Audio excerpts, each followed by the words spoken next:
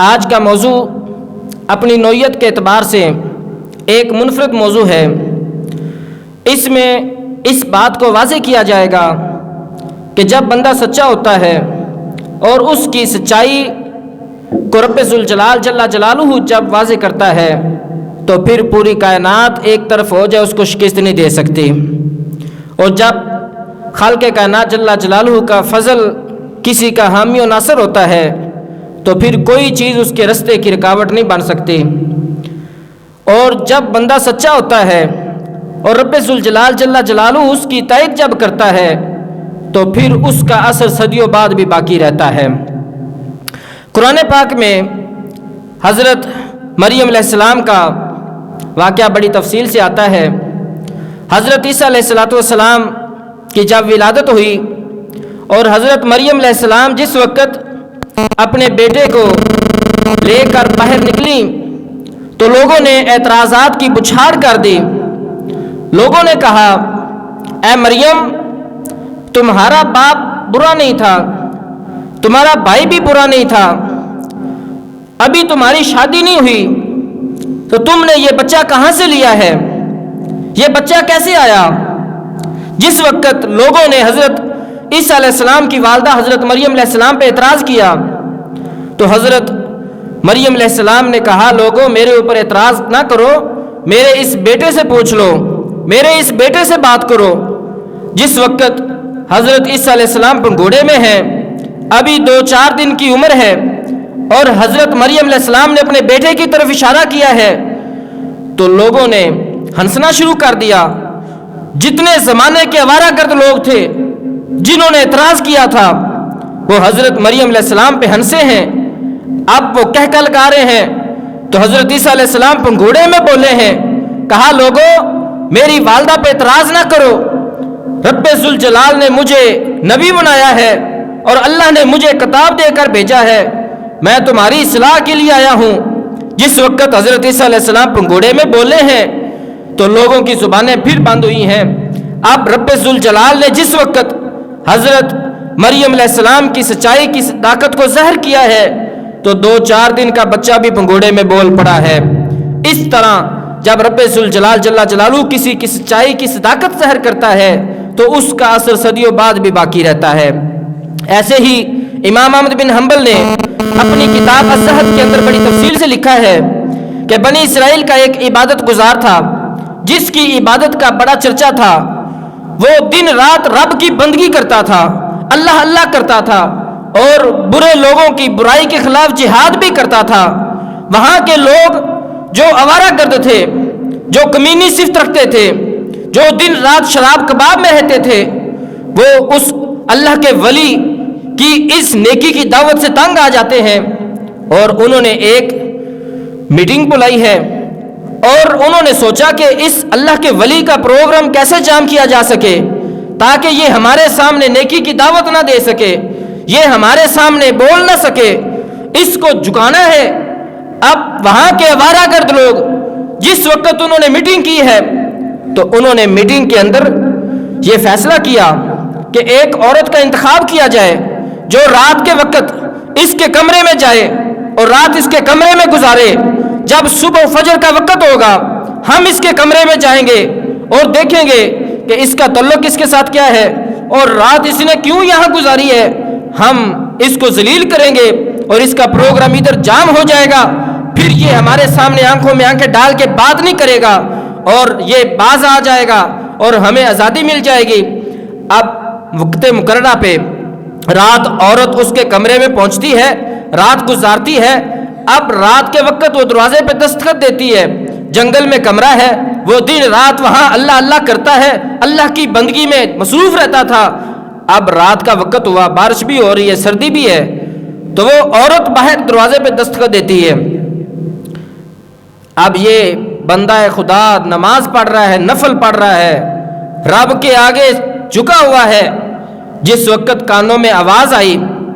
تو وہ عورت کی آواز جو ان آوارہ گرد لوگوں نے بھیجی تھی،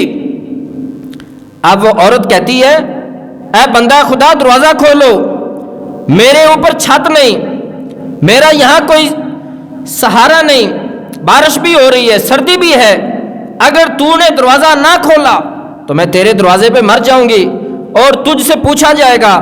حقوق اللہ کے ساتھ حقوق العباد بھی ہیں، لہٰذا دروازہ کھولو تاکہ میں سردی سے بچ سکوں اور میری جان بچ جائے۔ اب اس اللہ کے ولی نے دروازہ کھولا ہے۔ جس وقت دروازہ کھولا تو وہ عورت آتی ہے اور جدھر وہ نماز پڑھ رہا تھا وہاں آ کے وہ لیٹ جاتی ہے۔ اب جس وقت وہ لیٹی ہے اور اپنی زبان سے دعوت دیتی ہے، اب برائی کی دعوت دی، یہ بندہ خدا اب نفل پڑھ رہا ہے، کبھی حالت رکوع میں، کبھی سجدے میں، کبھی قیام میں، وقت گزر رہا ہے، وہ عورت برائی کی دعوت دیتے دیتے تیز ہو جاتی ہے۔ اب اس اللہ کے ولی نے دیکھا کہ یہ تو تیز ہو رہی ہے، اب اس نے اپنے پاس جو دیا جل رہا تھا اس دیے کے اوپر اپنی انگلی کو جلایا ہے اور اپنی انگلی کو دنیا کی آگ دیے سے جلا کے اپنے آپ کو مخاطب کیا، اے بندہ خدا، یہ دنیا کی تھوڑی سی آگ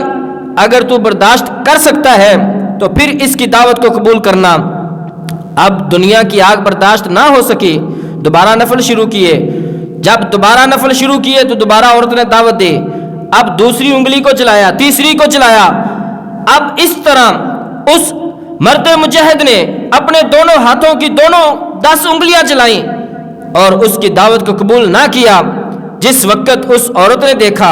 کہ یہ تقوی کا بڑا بلند میرٹ ہے، اب اس عورت کی اس کے ساتھ چیخ نکلتی ہے اور روح پرواز کر جاتی ہے، مر جاتی ہے۔ اب اس اللہ کے ولی کو اطمینان ہوا کہ یہ سو گئی ہے،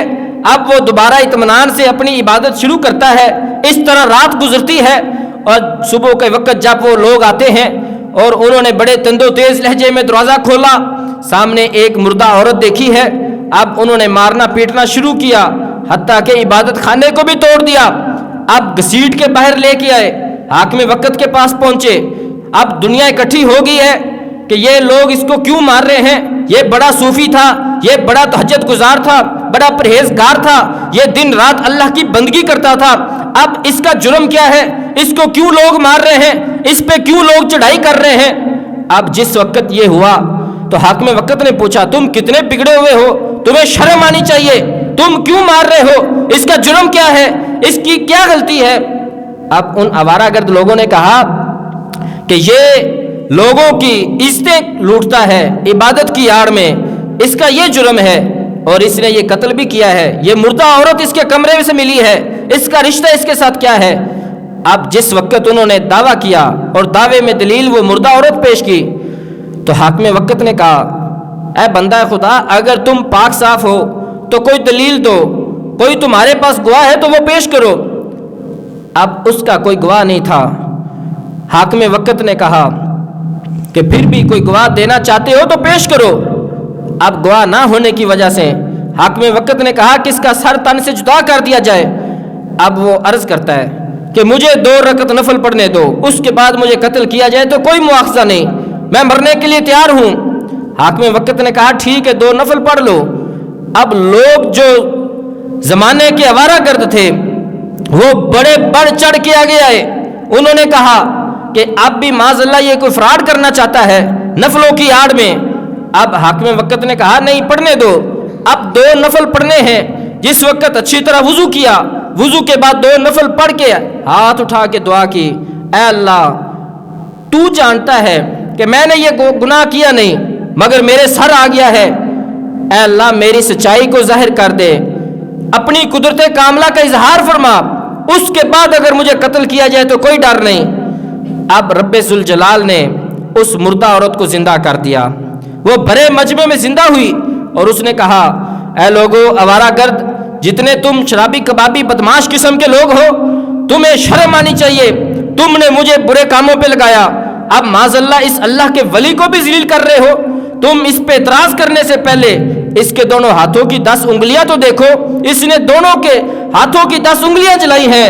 اور میری طرف تو دیکھنا بھی پسند نہیں کیا۔